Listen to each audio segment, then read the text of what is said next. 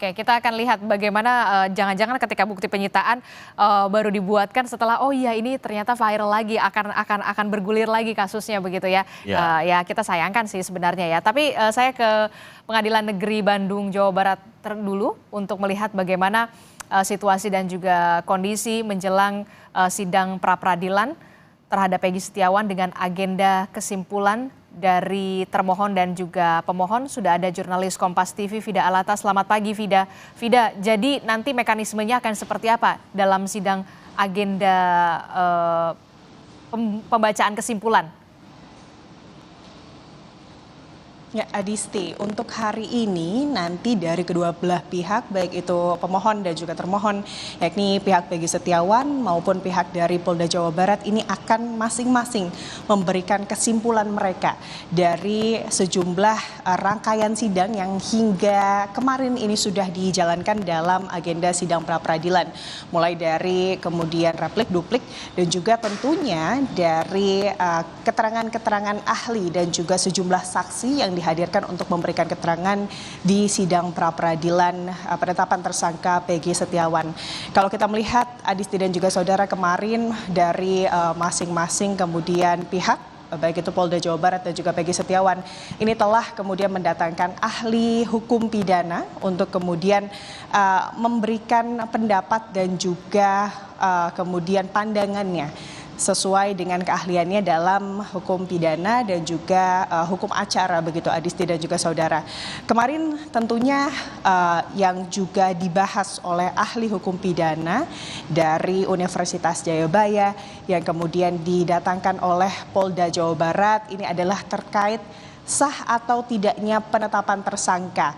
Kemarin kalau kita merunut Adisti dan juga saudara melihat bagaimana jalannya sidang pembuktian begitu ya Adisti dan juga saudara, dengan agenda kemudian keterangan dari ahli pidana yang didatangkan oleh Polda Jawa Barat ini sempat berlangsung dengan sangat alot begitu Adisti dan juga saudara, karena memang kemudian kalau kita menilik ada perbedaan pandangan dari ahli hukum pidana yang didatangkan oleh Polda Jawa Barat dengan ahli hukum pidana yang kemudian didatangkan oleh Peggy Setiawan, di mana kalau dari ahli hukum pidana yang didatangkan oleh Polda Jawa Barat yang memberikan kemudian keterangannya kemarin, ini menilai bahwa penetapan tersangka ini sah jika kemudian ada dua alat bukti yang kemudian sudah dikantongi oleh penyidik.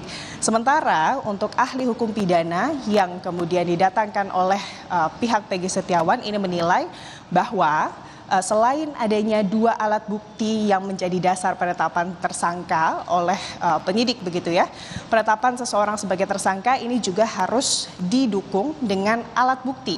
Alat bukti ini apa? Adisti dan juga saudara, tentunya adalah alat yang dijadikan oleh tersangka atau pelaku untuk kemudian melakukan tindak pidana mereka.